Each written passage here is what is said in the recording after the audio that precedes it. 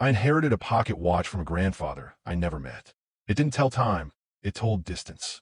There was only one hand on the watch face, and the numbers didn't go from 1 to 12. They went from 1,000 to 0. Every morning when I woke up, the needle would point to a different number. 842, 615, 200.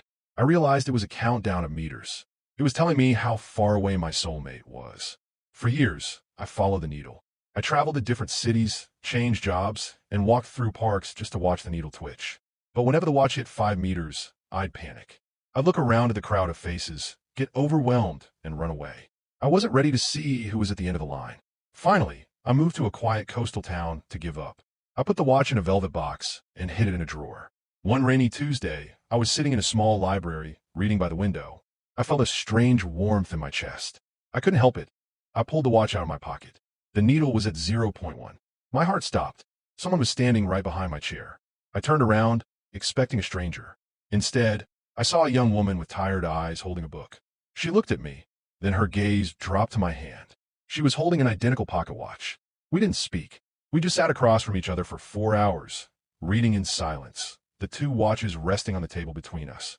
Both needles were frozen at 0. We spent the next 50 years together. We never needed to ask if we were meant to be. The watches were our proof. We live a life of gold, sunset walks, burnt toast, and quiet laughter. On our 50th anniversary, my wife passed away peacefully in her sleep. I sat by her bedside, holding her hand. I reached for my pocket watch one last time, expecting the needle to spin wildly or go to infinity now that she was gone. I opened the latch. The needle hadn't moved. It was still at 0. I frowned. I looked at her watch on the nightstand. Hers was also at 0. That's when I noticed something I had never seen before. On the back of the watches, in tiny, microscopic engravings, were 2 different dates. Mine said, "Born, 1995, reunited, 2022." Hers said, "Born, 1920, reunited, 2022." I gasped. My wife was 75 years older than me when we met, but she looked my age. I looked at her wedding photo on the wall. She looked exactly the same as the day we met in the library. I realized the watches didn't just measure distance in space. They measured distance in time. She had been a ghost.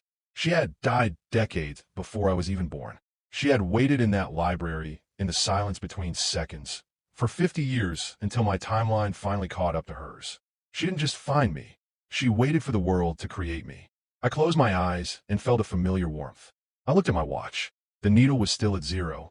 "I'm still here," a voice whispered in the wind. I smiled, lay down beside her, and closed my eyes. For the first time in my life, I didn't need to look at the watch to know exactly where I was supposed to be.